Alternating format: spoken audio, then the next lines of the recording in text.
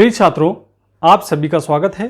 आइए आज से हम कक्षा 9वीं के गणित विषय के अंतर्गत ब्रिज कोर्स के अंतर्गत पठन पाठन सामग्री का अध्ययन करेंगे। तो चलिए बच्चों, आज हम देख रहे हैं कार्यपत्र क्रमांक 2 भाग क्रिया के अंतर्गत। इसमें पहला प्रश्न है 576 किताबों को डिब्बों में पैक करना है। अगर एक डिब्बे में 24 किताबें आती हैं तो कितने डिब्बों की ज़रूरत पड़ेगी। तो यहाँ पे हमें निकालना है, ज्ञात करना है कि कितने डिब्बे हमें लगेंगे। तो हम यहाँ पे सबसे पहले तो 576 लिख लेते हैं और 576 में हमें भाग देना है 24 का, क्योंकि 24 किताबें एक डिब्बे में आ रही हैं। तो यहाँ डिब्बों की संख्या हमें चूँकि ज्ञात करनी है तो हम 24 का पहाड़ा पढ़ते हैं। आपको पता होना चाहिए कि 24 का पहाड़ा कुछ इस तरीके से होता है। आप यहाँ पे स्क्रीन पर देख रहे हैं 24 से कम 24, 24 दूनी 48, 24 या 72, 24 चौ 96। आप देखिए यहाँ पे 57 है और 57, 48 और 72 के बीच में आता है।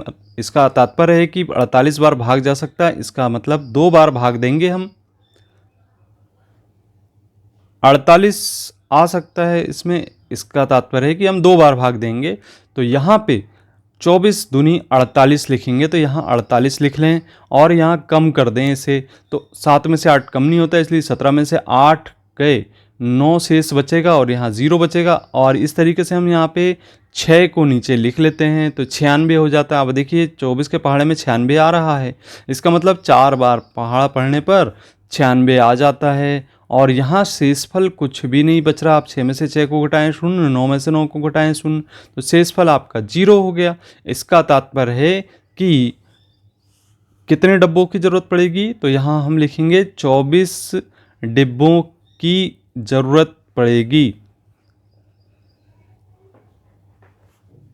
प्रश्न क्रमांक 2 देख रहे हैं बच्चों यहाँ पे कि 636 लोग एक हॉल में फिल्म देख रहे हैं। यहाँ पे 636 लोग हैं और एक हॉल में फिल्म देख रहे हैं। अगर हॉल में 44 कतारें हैं सीटों की, तो एक कतार में कितने लोग बैठ सकते हैं। आप यहाँ पे प्रश्न में देख सकते हैं कि एक कतार में कितने लोग बैठ सकते हैं। तो हमें ज्ञात करना है कि कितने लोग बैठेंगे। इसके लिए हम करेंगे क्या, 836 लिखेंगे यहाँ पे। और एक कतार में 44 सीटें हैं तो यहाँ पे 44 का भाग देंगे। इसका भाग एक बार तो चला जा रहा है और यहाँ 44 लिख देंगे, क्योंकि 44 अगर 2 बार भाग देते तो 88 हो जाता, जो कि 83 से अधिक हो जाता। तो यहाँ इसे हम कम कर लेते हैं। जैसे ही कम करें तो 3 में से 4 कम नहीं होता, 13 में से 4 कम कर दिए तो 9 प्राप्त हुआ और यहाँ पे बचा 7, 7 में से 4 कम कर दीजिए, 39 बचेगा। अब 39 में भाग नहीं आता तो हम यहाँ से एक संख्या और नीचे की ओर लिख लेते हैं, तो 396 हो गया।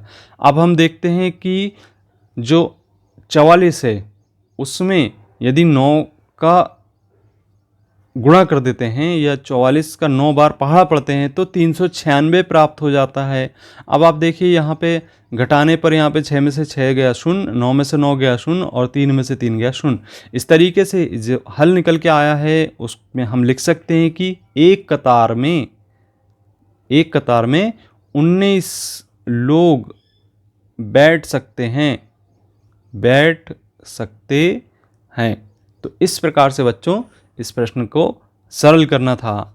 तीसरा प्रश्न, यहाँ पे आप देख रहे हैं कि एक माली ने 458 सेब के पेड़ खरीदे।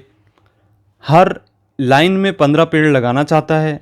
वह कितनी लाइनों में पेड़ लगा पाएगा, कितने पेड़ शेष बचेंगे। तो यहाँ पे पेड़ भी शेष अगर बचते हैं तो यहाँ पे बचे हुए पेड़ों की संख्या भी ज्ञात करना पड़ेगा और कितनी लाइनों में वह पेड़ लगा सकता है तो इसे भी ज्ञात करना होगा। हम यहाँ पे 458 में भाग दे दें। 458 में बच्चों हम भाग देंगे तो कितने का भाग देंगे, 15 का भाग देंगे।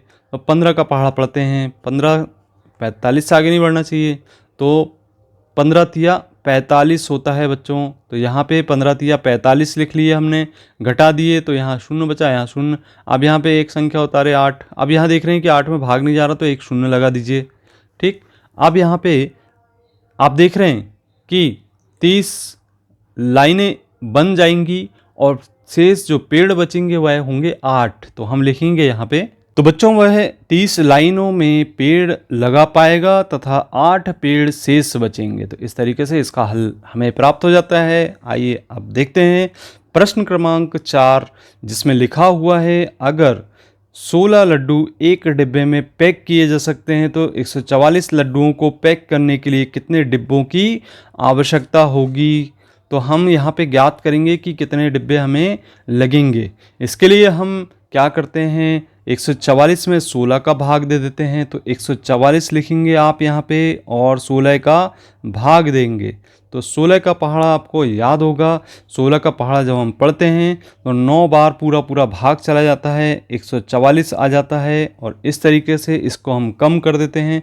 यहाँ पे घटाने पर 4 में से 4 गया शून्य, 4 में से 4 गया शून्य और 1 में से 1 गया शून्य, तो शेषफल कुछ भी प्राप्त नहीं होता है। इस प्रकार से जो संख्या निकल के आती है 9 बार भागफल, वह हमें आंसर के रूप में प्राप्त होती है। तो यहाँ पे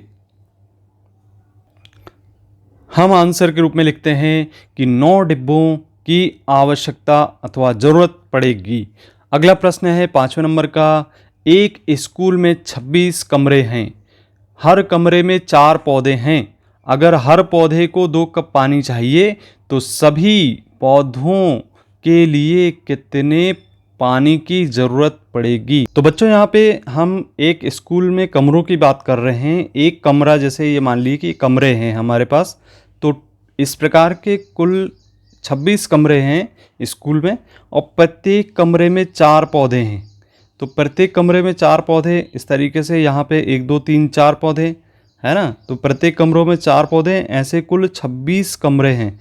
तो पौधों की संख्या भी निकलेगी और एक एक पौधे में 2 कप पानी चाहिए। कितने कप पानी चाहिए? 2 कप पानी चाहिए। तो एक कमरे में कितने कप होंगे, पानी लगेगा? आप देखें तो एक कमरे में, यहाँ पे लिखेंगे एक कमरे में पानी की आवश्यकता।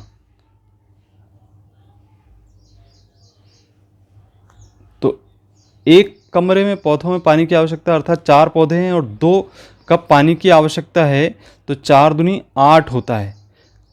ठीक, अब 4 दूनी 8 हो गया बच्चों। इसके बाद आप यहाँ पे आपके पास कुल 26 कमरे हैं, तो एक कमरे में 8 कप पानी आपको लग रहा है।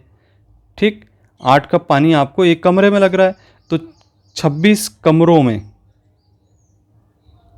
पानी लगेगा, कमरों में पानी लगेगा।